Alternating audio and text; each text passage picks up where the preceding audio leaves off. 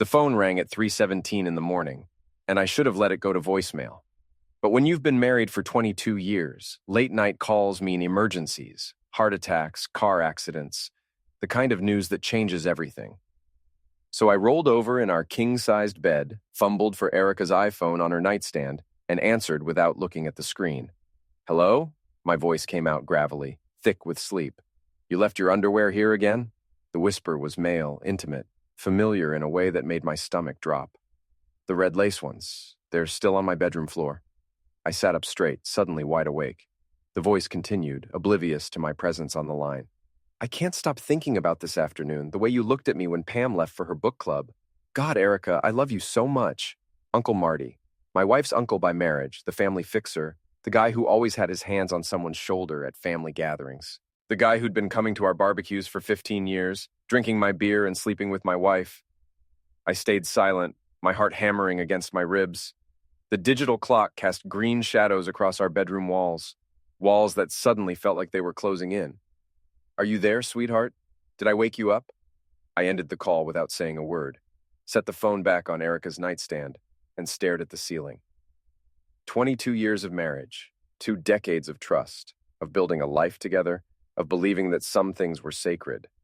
All of it reduced to a 3-minute phone call from a man who'd sat at my Thanksgiving table last month, who'd shaken my hand and called me nephew. The bedroom door creaked open and Erica padded in from the hallway bathroom, her blonde hair tousled from sleep. "Was that my phone?" she asked, sliding back under the covers. I thought I heard it ring. I turned to look at her in the dim light. 43 years old, still beautiful, still the woman I'd fallen in love with in college. But now I was seeing her differently. The way she'd been distant lately, the unexplained absences, the new lingerie I'd found in her dresser drawer. "Wrong number," I said. She settled against her pillow, and within minutes her breathing had evened out into the rhythm of sleep. But I lay there until dawn, staring at the ceiling, replaying that whispered confession over and over.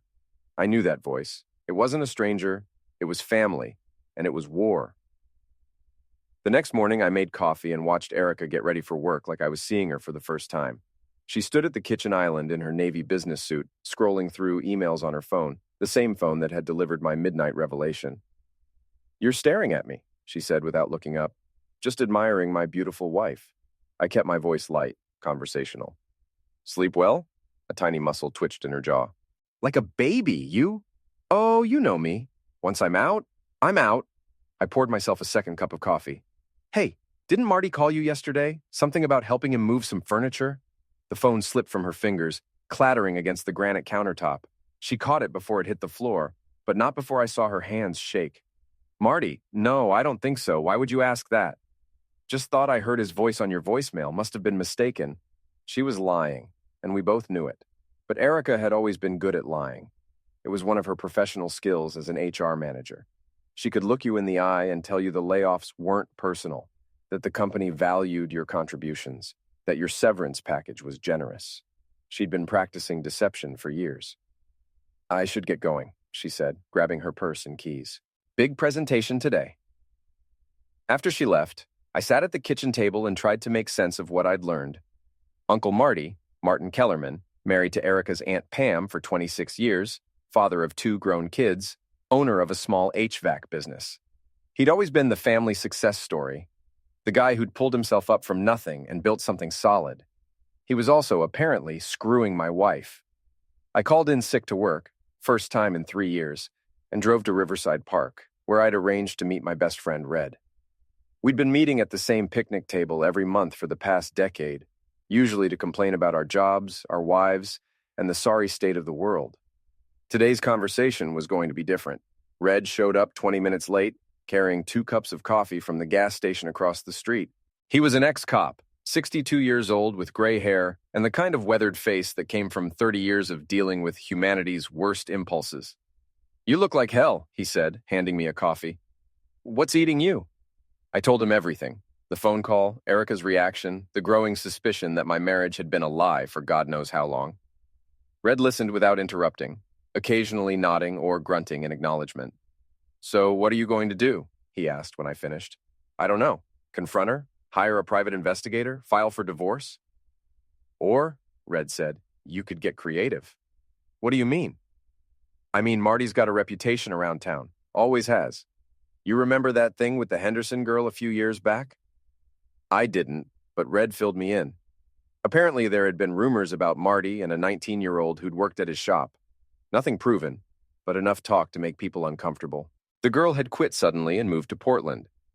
The point is, Red continued, this isn't his first rodeo, and if he's doing it with Erica, he's probably doing it with others. So what do you suggest? Red smiled, and for the first time since the phone call, I felt something other than despair. I felt the beginning of a plan. I suggest we find out just how deep this rabbit hole goes, and then we bury the son of a bitch in it. That afternoon, I paid a visit to Mrs. Carraway, our 73-year-old neighbor who ran the city's most popular gossip blog, Riverside Revelations.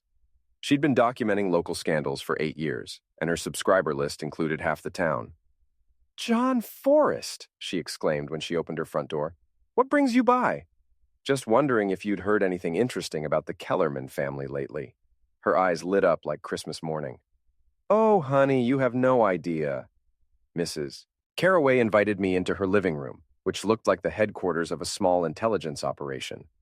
She had 3 laptops running simultaneously, a police scanner crackling in the corner, and filing cabinets labeled with the names of prominent local families. "The Kellermans," she mused, pulling out a thick folder. "Oh, where do I begin? Martin's been a busy boy lately." She spread photographs across her coffee table, shots of Marty's truck parked outside various locations around town, always during business hours when he should have been working. The Sunset Motel on Route 9, the parking lot behind Flanagan's Bar, and most damning of all, the driveway of our house, taken on a Tuesday afternoon when I'd been at work. "I've been tracking patterns," Mrs. Carraway explained. "Martin Kellerman has been conducting extramarital activities with at least 3 different women over the past 2 years. Your wife is just the most recent." I studied the photographs, my hands steady despite the rage building in my chest. "Who are the others?" "Well, there's Jennifer Walsh. She works at the bank downtown. Divorced, 2 kids, very vulnerable after her husband left. And Susan Morrison, the librarian. She's married, but her husband travels for work." Jesus Christ. Language, dear, but yes, it's quite the situation. The man's a predator, if you ask me. Uses his position in the family and the community to manipulate these women. I thought about Aunt Pam, Marty's wife, a quiet woman who always seemed to fade into the background at family gatherings. Did she know? Was she complicit or just another victim? "What about Pam?" I asked. Mrs. Carraway's expression darkened. "Pam Kellerman has been enabling her husband's behavior for years. She knows exactly what he's doing, but she turns a blind eye to keep the family together. Classic case of codependency." I left Mrs. Carraway's house with copies of the photographs and a promise that she'd keep me informed of any new developments. Then I drove to my basement workshop and started planning. The basement had always been my sanctuary, a place where I could work with my hands and think clearly. I had a full woodworking setup, tool benches, and enough space to tackle any project. Today's project was going to be different from anything I'd built before. I spent the evening researching Martin Kellerman's business, his routines, his weaknesses. He was proud of 3 things: his HVAC company, his restored 1967 Mustang, and his reputation as a family man. I was going to systematically destroy all 3. The next morning, I called Red. "You ready to have some fun?" I asked. "What did you have in mind?" "Meet me at Flanagan's Bar tonight at 8, and bring your camera." Flanagan's was the kind of dive bar where married men went to drink away their problems and occasionally create new ones. It was also, according to Mrs. Carraway's intelligence, one of Marty's regular hunting grounds. Red and I arrived early and positioned ourselves at a corner table with a clear view of the entrance. At 8:30, Marty walked in alone, wearing jeans and a flannel shirt instead of his usual work clothes. He ordered a beer and started chatting with the bartender, a woman in her 30s with auburn hair and tired eyes. "That's Lisa," Red whispered. "She's been working here about 6 months, divorced, struggling to make ends meet." We watched as Marty turned on the charm, buying Lisa drinks during her breaks, leaning across the bar to whisper in her ear, making her laugh despite herself. It was a masterful performance, and it made me sick. "He's good at this," I said. "Too good. This is definitely not his first time." Around 10 o'clock, Marty's phone buzzed. He answered it, and even from across the room, I could see his expression change. He was talking to someone who had power over him, someone who could make him nervous. Pam, Red guessed, checking up on him. Marty ended the call and left quickly, barely saying goodbye to Lisa. Red and I followed him outside, staying far enough back to avoid detection. Instead of heading home, Marty drove to a residential neighborhood on the east side of town and parked outside a small ranch house. "Whose house is that?" I asked. Red pulled out his phone and ran the address through a reverse lookup. Jennifer Walsh, the bank teller Mrs. Caraway mentioned. We watched from the street as Marty knocked on the front door. Jennifer answered, a petite brunette in her early 30s wearing a bathrobe. She looked around nervously before letting him inside. "Got him," Red said, raising his camera. But I wasn't interested in just documenting Marty's affairs anymore. I wanted to destroy him completely, methodically, in a way that would leave him with nothing. Taking pictures felt too passive, too much like something the old John Forrest would do, the John who played by the rules and trusted that good things happened to good people. "Put the camera away," I said. "What?" I said put it away. "We're not going to blackmail him or expose him to his wife. That's too easy." "Then what are we going to do?" I smiled, and it felt like the first genuine smile I'd had in days. "We're going to have some real fun." The next day was Saturday, which meant Marty would be at the monthly classic car show in downtown Riverside. He never missed it. His restored Mustang was his pride and joy, the centerpiece of his carefully constructed image as a successful businessman and devoted family man. I arrived at the car show early with a bag of supplies from the hardware store. Marty's Mustang was parked in its usual spot, gleaming red paint reflecting the morning sun. He was 20 feet away, talking to other car enthusiasts about horsepower and restoration techniques. It took me less than 2 minutes to complete my work. A small bag of sugar in the gas tank, an old myth that doesn't actually damage engines but creates the psychological effect I was looking for. A few drops of fish oil under the driver's seat, where it would create an increasingly unpleasant smell over the next few days. And my masterpiece, a small Bluetooth speaker hidden under the rear bumper, connected to my phone. I retreated to a coffee shop across the street and waited for the show to begin. At noon, Marty climbed into his Mustang to move it to the display area. The engine turned over normally. Sugar in the gas tank is mostly harmless. But as he pulled into the street, I activated the speaker. The sound of a woman moaning in sexual ecstasy erupted from underneath his car at maximum volume.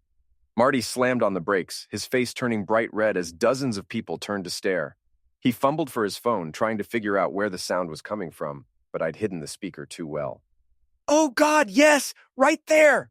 The recording continued, clearly audible to everyone within 100 yards.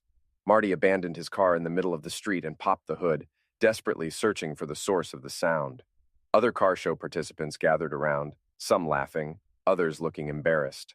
I watched from the coffee shop, sipping my latte and enjoying the show. It took him 15 minutes to find the speaker, and by then, the damage was done. The story would be all over town by evening, thanks to social media and Mrs. Caraway's gossip network. Martin Kellerman, respected businessman and family man, had been publicly humiliated at his own car show. That evening, I was in my basement workshop when my phone rang. It was Marty. "I know it was you," he said without preamble. "I'm sorry, who is this?" "Don't play games with me, John. That little stunt today, I know you were behind it." "I have no idea what you're talking about, Marty. I was home all day, working on a bookshelf for Samantha's nursery." There was a long pause. "This isn't over. Again, I'm not sure what you're referring to, but hey, I heard you had some car trouble today. Everything okay?" He hung up without answering. I smiled and went back to work on my next project. The following Monday, I put phase 2 of my plan into action. I'd spent Sunday researching Marty's business relationships, and I'd discovered something interesting. His HVAC company depended heavily on contracts with 3 major property management firms in town. Those contracts were up for renewal in the next 60 days. I'd also learned that Jennifer Walsh, the bank teller Marty was sleeping with, processed the loan applications for 2 of those property management companies. It was a small town, and everyone was connected to everyone else in ways that created both opportunities and vulnerabilities. I made 3 anonymous phone calls that morning, each to a different property manager. The conversations were brief and carefully worded. "Hi, this is a concerned citizen calling about Martin Kellerman's HVAC company. I think you should know that he's been having some personal problems lately that might affect his ability to service your properties. Have you heard about the incident at the car show? No? Well, maybe you should ask around." By Tuesday afternoon, 2 of the 3 companies had called Marty to discuss concerns about his recent behavior. By Wednesday, one had canceled his contract entirely. I was beginning to understand why revenge was considered a dish best served cold. The slow burn was much more satisfying than a quick explosion. Thursday evening, I was grilling burgers in our backyard when Erica came home from work. She looked stressed, distracted, and she kept checking her phone every few minutes. "Everything okay?" I asked. "Just work stuff, you know how it is?" But I could tell it wasn't work stuff. She was worried about Marty, probably wondering if his recent run of bad luck was connected to their affair. Smart woman, she was right to be worried.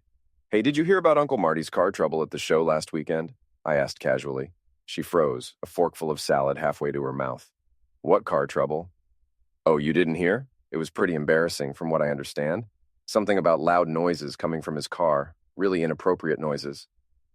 "I don't know what you're talking about." "Probably nothing. You know how people exaggerate. But it's got the whole family talking." That last part was a lie. I hadn't spoken to any family members about it. But Erica didn't know that, and I could see the panic building in her eyes. After dinner, she excused herself to make a phone call. I followed quietly and listened from the hallway as she spoke in urgent, whispered tones. "We need to be more careful. Something's happening. And I think John might know." "No, I can't talk about this now. He's right outside. Tomorrow. We'll figure it out tomorrow." I smiled and went back to the kitchen to finish the dishes. Tomorrow was going to be very interesting. Friday morning, I called in sick again and drove to the office building where Erica worked.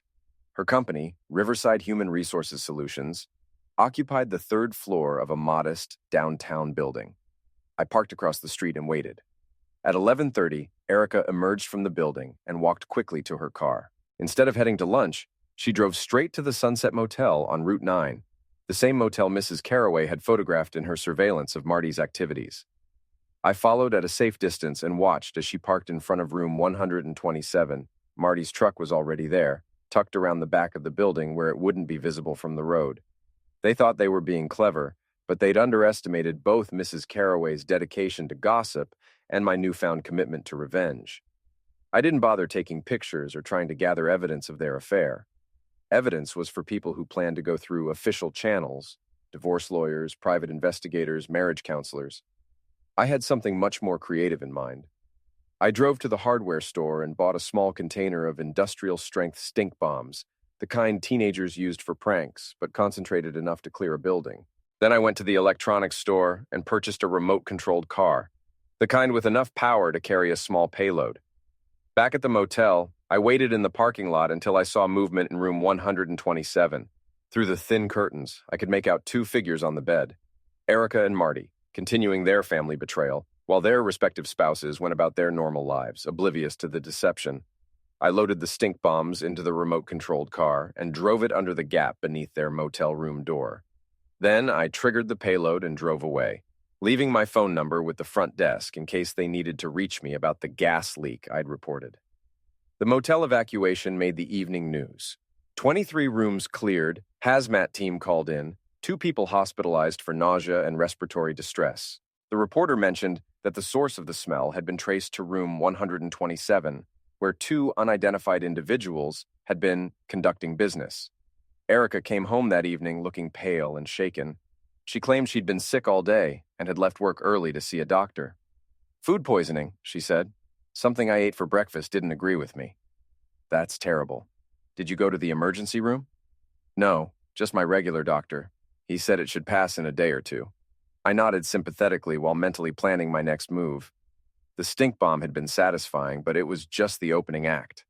I was building towards something much bigger. Saturday morning, Red came over to help me with what I'd told Erica was a home improvement project.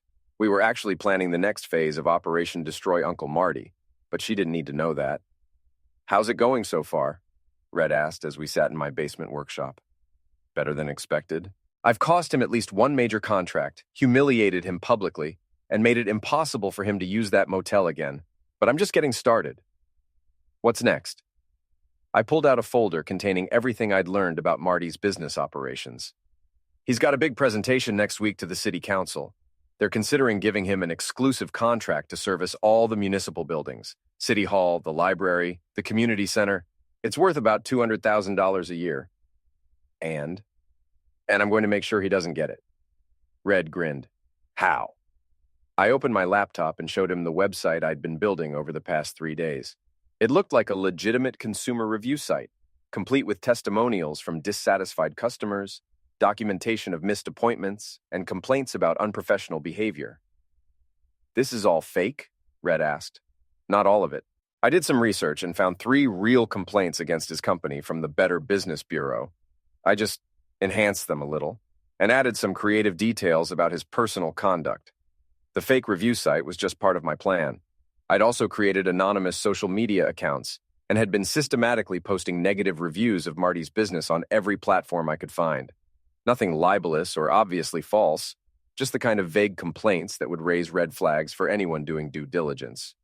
"You're really going all out on this?" Red observed. 22 years, Red. 22 years I've been faithful to that woman, and she's been screwing her uncle behind my back. Yeah, I'm going all out. That evening, Erica and I attended a family barbecue at my sister-in-law's house. It was one of those mandatory family gatherings that I usually dreaded. But tonight I was looking forward to it. Marty and Pam would be there, and I wanted to see how they were handling the recent developments. Marty arrived an hour late, looking haggard and distracted. His usual confident demeanor had been replaced by something that looked almost like paranoia. He kept glancing around the backyard as if he expected someone to jump out from behind the gazebo. "John," he said when he saw me, his voice artificially cheerful. "How are you doing, nephew?" "Great, Uncle Marty. How's business?" His smile faltered slightly. "Oh, ups and downs. That's the nature of small business.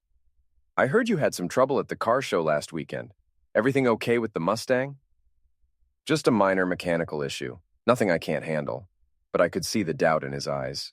He was starting to wonder if his recent run of bad luck was really just coincidence. Pam appeared at his elbow, looking more tired than usual. "Martin, we should probably head home soon. I have an early morning tomorrow." "Of course, honey, whatever you want." As they prepared to leave, I made sure to shake Marty's hand and look him directly in the eyes. "Take care of yourself, Uncle Marty, and be careful out there. You never know what might happen." He held my gaze for a moment, and I saw the exact moment when suspicion crystallized into certainty. He knew I was behind his recent troubles, but he couldn't prove it, and he couldn't do anything about it without admitting to the affair. It was a beautiful moment. Monday morning brought news that made my weekend even more satisfying. Mrs. Caraway called to inform me that the city council had postponed their decision on the municipal HVAC contract, citing concerns about vendor reliability that had been raised by several council members. "Your little review website is quite convincing," she said. I almost believed it myself. "I have no idea what you're talking about, Mrs. Caraway." "Of course you don't, dear, but whoever created it did excellent work, very professional." That afternoon, I received a text message from an unknown number. "We need to talk, tonight. Flanagan's Bar, 9 p.m., come alone." I knew it was Marty without having to ask. He was finally ready for a direct confrontation, which meant my psychological warfare was working exactly as planned. I arrived at Flanagan's early and positioned myself at the same corner table Red and I had used for surveillance. The bar was busy for a Monday night. Shift workers grabbing a beer before heading home, lonely people looking for companionship, and the usual collection of regulars who treated the place like a second living room. Marty walked in at exactly 9 o'clock, looking around nervously before spotting me in the corner. He ordered a whiskey at the bar and carried it over to my table, his hands trembling slightly. "You son of a bitch," he said without preamble. "Good evening to you too, Uncle Marty. Can I buy you another drink?" "Cut the act, John. I know you've been screwing with me." "I'm not sure what you mean." He leaned across the table, his voice low and angry. "The car show, the motel, the fake reviews, the city council. You think you're clever, but you're just making things worse for everyone." "Including Erica?" The question hung in the air between us like a loaded gun. Marty's face went pale, and he sat back in his chair as if I'd physically struck him. "I don't know what you think you know. I know you called my wife at 3 in the morning last week.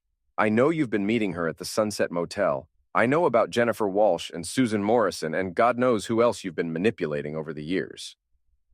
Marty's whiskey glass slipped from his fingers and shattered on the floor, drawing stares from other patrons. He looked like a man who just realized he was standing on the edge of a cliff. "It's not what you think," he said quietly. "Really? Then explain it to me." "Erica, she's been going through a difficult time. Her job, the stress of your marriage, feeling unappreciated. I was just trying to be supportive. by sleeping with her. It wasn't supposed to happen. It just developed naturally. I laughed, a sound with no humor in it. Naturally, right. The way it developed naturally with Jennifer and Susan and probably half a dozen other women in this town. You don't understand the situation. I understand it perfectly. You're a predator who uses your position in the family and the community to manipulate vulnerable women. You've been doing it for years, and your wife enables you because she's too scared or too weak to leave. Marty's face flushed red with anger. You have no idea what you're talking about. Don't I? Then why don't you go home and ask Pam what she really thinks about your business trips and late-night emergency calls? Ask her if she's happy pretending not to notice the lipstick on your shirts and the perfume in your truck. He stood up abruptly, knocking over his chair. This conversation is over. No, Marty. This conversation is just beginning, and it's going to continue until you're completely destroyed. He leaned down, putting his face close to mine.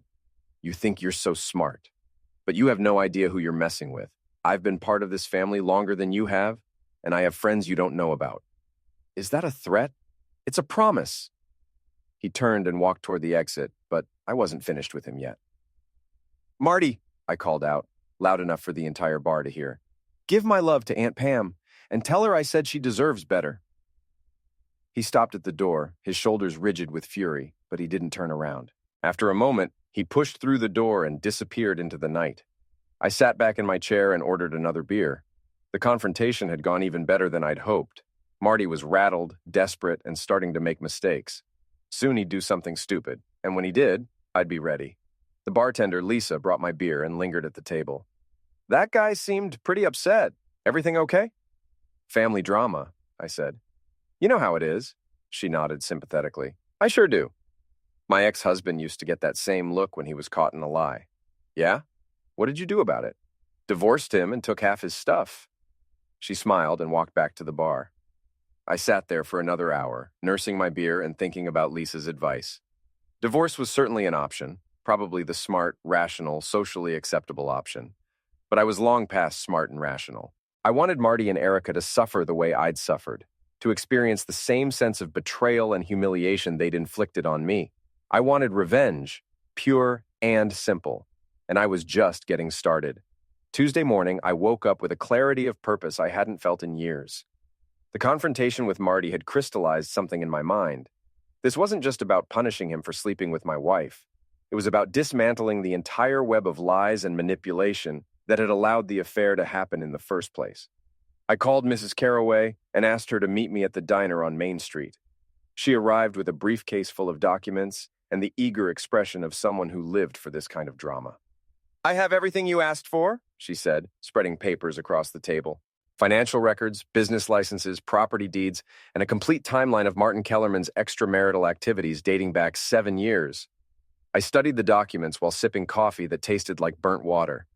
Mrs. Carraway had been thorough. She documented not just Marty's affairs, but the pattern of behavior that enabled them. The business trips that weren't really business trips. The emergency service calls that happened to coincide with his target's husband's being out of town. The way he used his position as a respected family man to gain access to vulnerable women. This is impressive work, I said. Thank you, dear. I do take pride in my research. What about Pam? How much does she really know? Mrs. Carraway's expression darkened. More than she admits, less than she fears. She's been suspicious for years, but she's never confronted him directly. Classic case of willful ignorance. And the other women? Jennifer Walsh is completely under his spell. She actually thinks he's going to leave Pam for her. Susan Morrison ended the affair 6 months ago when she realized he was seeing other people. She's been trying to save her marriage ever since. I made a decision that would have horrified the old John Forrest, the man who believed in fairness and second chances and the basic goodness of human nature. But that man had died at 3:17 on a Monday morning, killed by a whispered phone call meant for someone else. I want you to publish everything, I said. Everything? Every detail, every photograph, every timeline. I want the whole town to know exactly what Martin Kellerman has been doing and how many people he's hurt. Mrs. Carraway's eyes widened. That would destroy him completely. His business, his marriage, his reputation, everything. Good. What about Erica? She'll be collateral damage. I thought about my wife. probably sitting in her office at that very moment, planning her next rendezvous with Uncle Marty. 22 years of marriage, and she'd thrown it all away for a man who was simultaneously cheating on her with at least two other women. She made her choice, I said. That afternoon, Riverside Revelations published the most explosive expose in its 8-year history. The headline read, "Local Businessman's 7-Year Pattern of Extramarital Manipulation Exposed." The article included photographs, financial records, testimony from multiple sources, and a detailed timeline that left no room for doubt or denial. The response was immediate and devastating. Within hours, Marty's remaining business contracts were canceled. His phone started ringing with angry calls from family members, former friends, and business associates. The local newspaper picked up the story, and by evening it had spread to social media platforms throughout the region. Erica came home that night looking like she'd been hit by a truck. Her face was pale, her hands were shaking, and she could barely make eye contact with me. "We need to talk," she said. "Do we?" "John, please, I know you're angry, and you have every right to be, but what? You're sorry? It didn't mean anything? You were going to tell me eventually?" She sat down at the kitchen table and buried her face in her hands. "It's not that simple." "Then explain it to me. Make me understand how my wife of 22 years decided to start screwing her uncle." "He's not really my uncle. He married into the family." "That's your defense? Technical genealogy?" She looked up at me with tears in her eyes. "It started innocently. I was having problems at work, feeling stressed and unappreciated. Marty was there to listen, to offer support. One thing led to another. Over the course of how long? About 8 months. 8 months. Not a momentary lapse in judgment or a single mistake, but a sustained campaign of deception that had required planning, coordination, and an elaborate web of lies. "Did you love him?" I asked. The question seemed to surprise her. I don't know. I thought I did, sometimes. But mostly it was just exciting, dangerous. It made me feel alive again. "And what about our marriage? Did that make you feel alive?" "Not for a long time." It was the most honest thing she'd said since the affair began, and it hurt worse than all the lies combined. Our marriage hadn't just been betrayed. It had been dead for years, and I'd been too blind or too stubborn to notice. "So, what happens now?" I asked. "I don't know. Marty's life is destroyed. His wife kicked him out. His business is finished, and half the town won't speak to him. I lost my job today. Apparently sleeping with clients' relatives violates the company ethics policy." "I'm sorry to hear that." "Are you?" "Because I think you orchestrated all of this. The car show, the motel, the review website, the expose. It's too coordinated to be coincidence." I smiled for the first time since she'd walked in. "You're giving me too much credit. I'm just a project manager who builds bookshelves in his spare time." "Don't lie to me, John. Not now." "Why not? You've been lying to me for 8 months. She stood up abruptly, her chair scraping against the kitchen floor. "Fine. You want to play games? We'll play games. But remember, I know things about you too. Things that could make your life very unpleasant. Such as the fact that you've been planning this revenge for weeks, creating fake websites, harassing local businesses, stalking people. That's not normal behavior, John. That's obsessive and potentially criminal." I laughed, a genuine, delighted sound that seemed to unnerve her more than anger would have. "Go ahead," I said. "Call the police. Tell them your husband found out about your affair and got upset. See how much sympathy you get." She stared at me for a long moment, and I could see her calculating the odds, weighing her options, trying to find some leverage in a situation where she held none. "This isn't over," she said finally. "Yes, it is. You just don't know it yet." She grabbed her purse and keys and headed for the door. "I'm staying at my sister's tonight. Maybe longer. Take your time. I'll be here."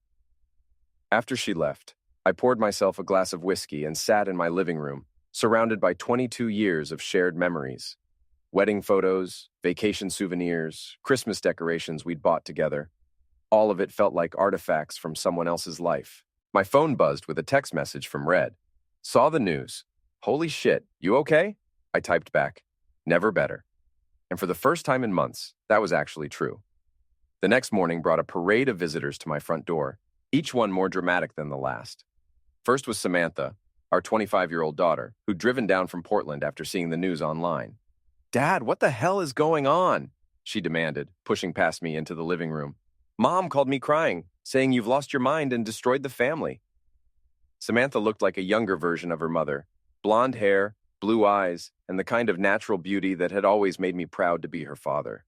But today she looked tired and stressed, caught between parents who'd apparently decided to implode their marriage in the most public way possible. Your mother had an affair, I said simply, with Uncle Marty. I found out and took steps to address the situation. By destroying his entire life? Dad, his business is finished. Aunt Pam filed for divorce yesterday. He's staying in a motel room because no one in the family will take him in. Good. She stared at me like I was a stranger. Good? This is our family you're talking about. These are people we've known for decades. And one of those people has been sleeping with your mother for 8 months while sitting at our dinner table and pretending to be my friend. Samantha sat down heavily on the couch. I know what he did was wrong, but this is scorched earth, Dad. There's no coming back from this. That's the point. What about Mom? What about your marriage? What about it? She made her choice when she decided to screw Uncle Marty. Now she gets to live with the consequences. My daughter looked at me with a mixture of sadness and something that might have been fear. You're not the man I grew up with. No, I'm not. That man was naive enough to trust people who didn't deserve it. The second visitor was Aunt Pam, who arrived an hour after Samantha left. She looked like she'd aged 10 years in the past week. Her hair was unwashed, her clothes were wrinkled, and her eyes had the hollow look of someone who'd been crying for days. I need to talk to you, she said. I invited her in and made coffee while she sat at my kitchen table, staring at her hands. I know you hate Martin, she said finally, and you have every right to. But I need you to understand something. This isn't just his fault. Meaning, I knew. I've known about his affairs for years, and I never did anything to stop them. It was the confession I'd been expecting, but it still hit me like a physical blow. Why? Because I was weak. Because I was scared of being alone. Because it was easier to pretend everything was fine than to face the truth about my marriage. She looked up at me with tears streaming down her face. I enabled him, John. Every time I covered for him, every time I made excuses for his behavior, every time I chose to look the other way, I made it possible for him to hurt more people. Including Erica, and Jennifer and Susan and God knows how many others over the years. I poured coffee for both of us and sat down across from her. So why are you telling me this? Because I want you to know that when you destroyed Martin, you also destroyed me, and I deserved it. It was a level of self-awareness I hadn't expected from Pam, who'd always seemed like a passive victim in her husband's drama. But she was right. She'd been complicit in his behavior, enabling and protecting him while he manipulated vulnerable women throughout their community. What will you do now? I asked. Start over, I guess. I'm 58 years old and I've never lived alone in my entire life. I went from my parents' house to marriage without ever learning how to be independent. It's not too late, she smiled sadly. Maybe not, but it's going to be harder than I thought possible. After Pam left, I spent the afternoon in my basement workshop, trying to process the morning's conversations. Both Samantha and Pam had forced me to confront the collateral damage of my revenge campaign. Innocent people, or at least people who were more victims than villains, had been hurt by my actions. The old John Forrest would have felt guilty about that. He would have questioned his methods, maybe even tried to find a way to minimize the harm to bystanders. But the old John Forrest had been betrayed by people he trusted, and his replacement was less concerned with fairness than with results. My phone rang around 4 o'clock. It was Detective Lyle, Red's former partner on the police force. John, I need to ask you a few questions about Martin Kellerman. What kind of questions? He filed a complaint this morning claiming you've been harassing him. Says you've been following him, vandalizing his property, and interfering with his business relationships. I felt a moment of genuine concern. If Marty could prove harassment, it might give him legal leverage against me. That's an interesting theory, I said. Does he have any evidence? That's what I'm trying to determine. Where were you last Saturday around noon? At the classic car show downtown, there should be plenty of witnesses. And Monday evening around 9? At Flanagan's bar, having a conversation with Martin. Again, plenty of witnesses. Detective Lyle was quiet for a moment. John, I've known you for 10 years through Red. You're not the kind of guy who usually gets involved in this type of drama. No, I'm not. But then again, I've never had my wife cheat on me with a family member before. I understand you're angry. but if you're planning anything else, I'm not planning anything, detective. I'm just a guy whose marriage fell apart trying to pick up the pieces. Okay, but John, be careful. Marty's desperate, and desperate people do stupid things. After I hung up, I realized Detective Lyle was right about Marty being desperate. A desperate man with nothing left to lose could be dangerous, especially if he decided that I was responsible for destroying his life.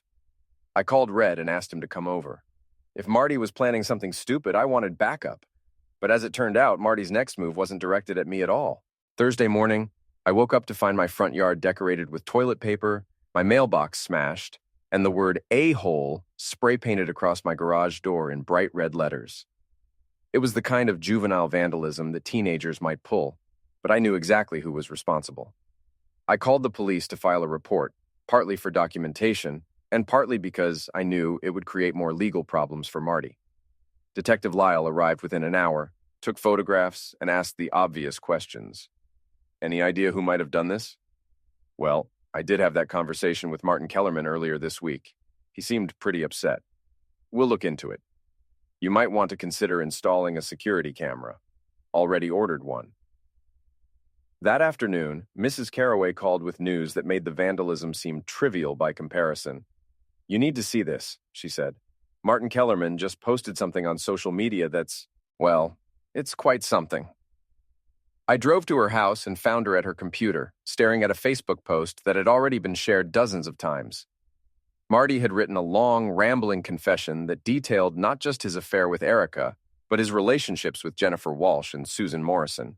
He'd included explicit details about their encounters, private information about their personal lives, and screenshots of intimate text messages. He's lost his mind, Mrs. Carraway said.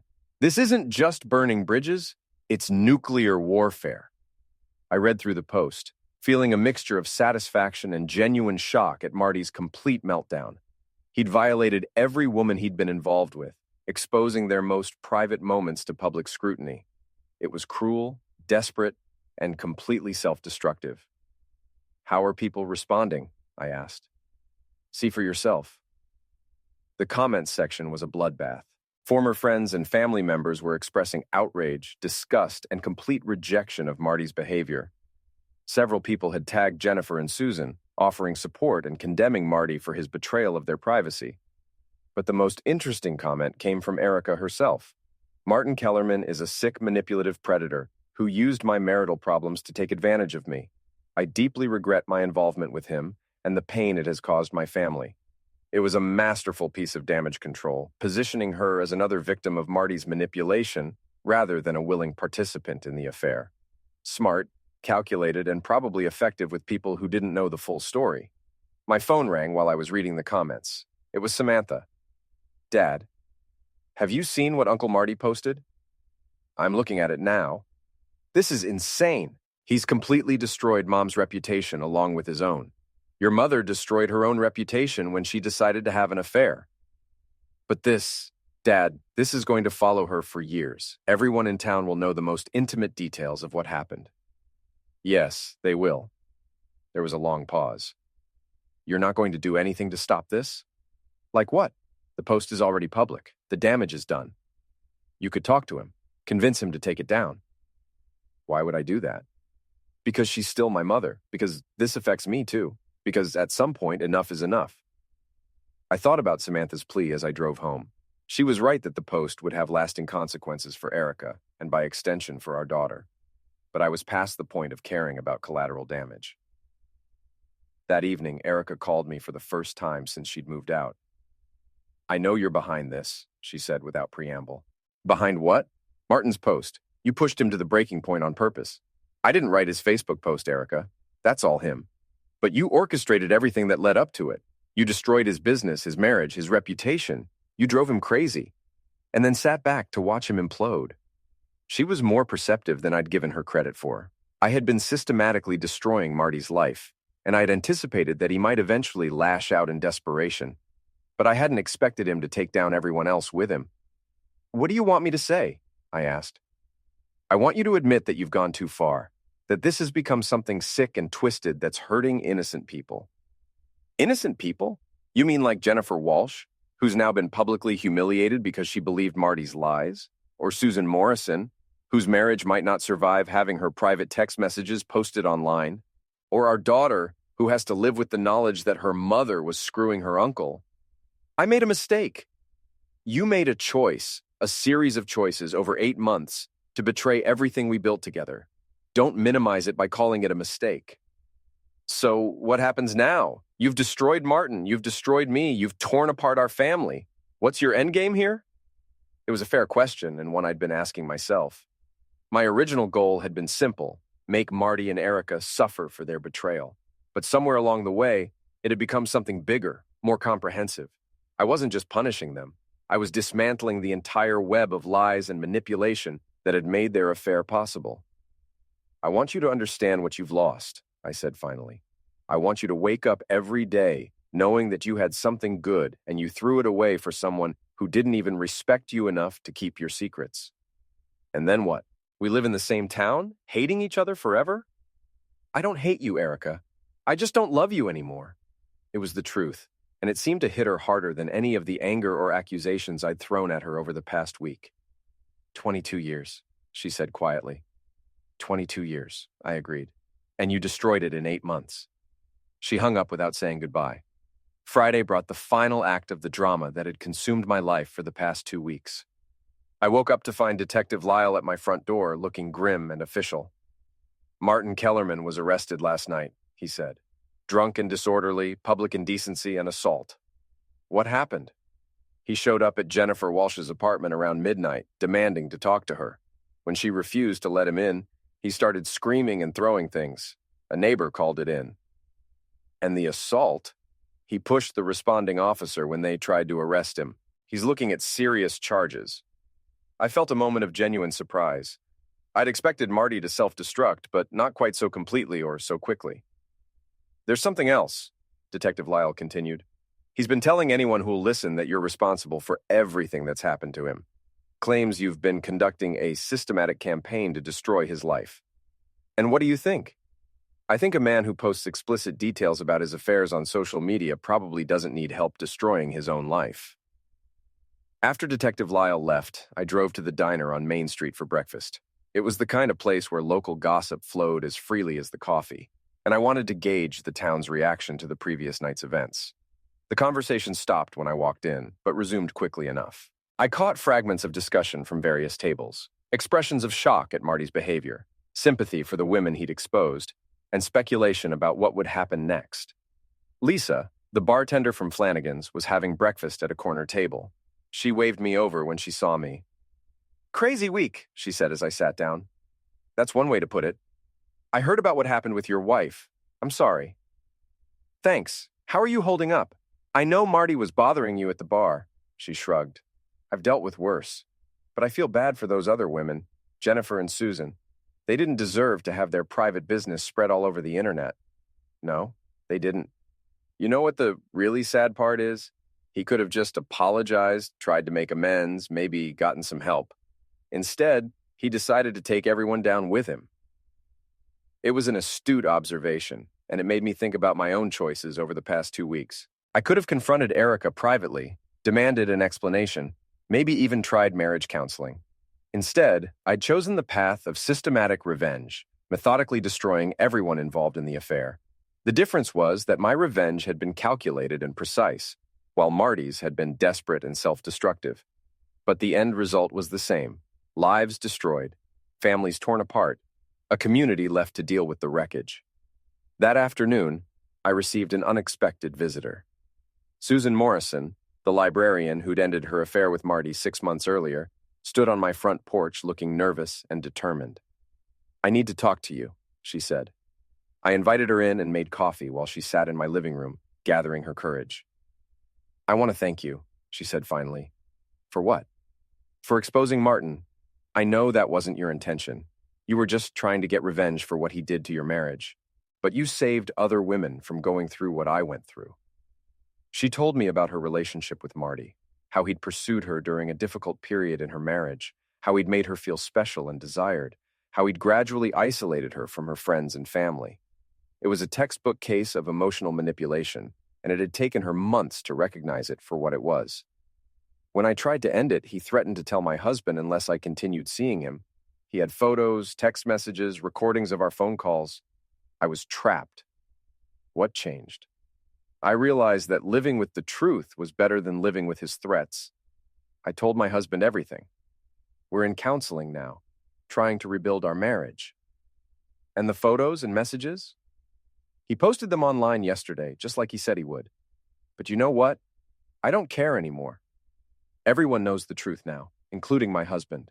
Martin can't hurt me anymore. After Susan left, I sat in my living room thinking about the unintended consequences of my revenge campaign. I'd set out to punish Marty and Erica for their betrayal, but I'd also accidentally freed other women from his manipulation and exposed a pattern of predatory behavior that had been hidden for years. It didn't make me feel better about the collateral damage, but it did provide some context for what I'd accomplished. That evening, Red came over with a bottle of whiskey and a grim expression. "It's over," he said, settling into my recliner. "Marty's finished. His business is gone. His wife divorced him. His kids won't speak to him, and now he's facing criminal charges. He'll probably end up in prison. And Erica? Lost her job, lost her reputation, lost her marriage. She's staying with her sister, but from what I hear, that's not going well either." We sat in comfortable silence for a while, sipping whiskey and processing the events of the past 2 weeks. I'd achieved everything I'd set out to accomplish. Marty and Erica had been completely destroyed, their affair exposed, their lives ruined. But victory felt different than I'd expected. "Any regrets?" Red asked. I considered the question carefully. Did I regret discovering the affair? No. Did I regret the systematic campaign of revenge that had followed? That was more complicated. "I regret that it was necessary," I said finally. "But not that you did it?" "No. They made their choices. I just made sure they faced the consequences." My phone rang around 10 o'clock. It was Samantha, calling from Portland. "Dad, I wanted you to know that I'm not taking sides in this. I didn't ask you to. I know. But I also want you to know that I understand why you did what you did. Mom and Uncle Marty betrayed you in the worst possible way, and they deserve to face consequences. But I'm worried about you. This whole thing has changed you. You're harder now, colder. I'm afraid you're going to end up alone and bitter. Maybe that's what I deserve." "No, Dad, you deserve better than that. You deserve to be happy." After I hung up, I walked through my house, the house Erica and I had bought together 22 years ago, filled with memories of a life we'd built and she'd destroyed. Tomorrow I would start the process of moving forward, of building something new from the wreckage of my marriage. But tonight, I allowed myself one moment of satisfaction. I'd discovered my wife's affair by accident, but I'd ended it by design. I'd been betrayed by people I trusted, but I'd made sure they paid the price for that betrayal. Marty Kellerman was finished, his business destroyed, his reputation ruined, his freedom in jeopardy. Erica was starting over with nothing. Her career ended, and her social connections severed. The affair that had seemed so exciting and dangerous to them had become the instrument of their complete destruction. I raised my glass of whiskey to the empty room. Outside, the city continued its normal rhythm, unaware that one man's marriage had ended and 2 lives had been systematically dismantled. The war was over, and I'd won. But as I sat alone in my living room, surrounded by the remnants of a life I'd shared with someone who'd betrayed me, I realized that victory in this kind of war was indistinguishable from defeat. I'd destroyed my enemies, but I'd also destroyed myself in the process. The phone rang one final time. I looked at the caller ID and saw Erica's number. For a moment, I considered answering, hearing what she had to say, maybe even offering some kind of reconciliation. Instead, I turned off the phone and poured another whiskey. Some bridges, once burned, could never be rebuilt. Some betrayals could never be forgiven. And some wars, once started, could only end in mutual destruction. I'd spent 2 weeks learning that lesson, and I'd learned it well.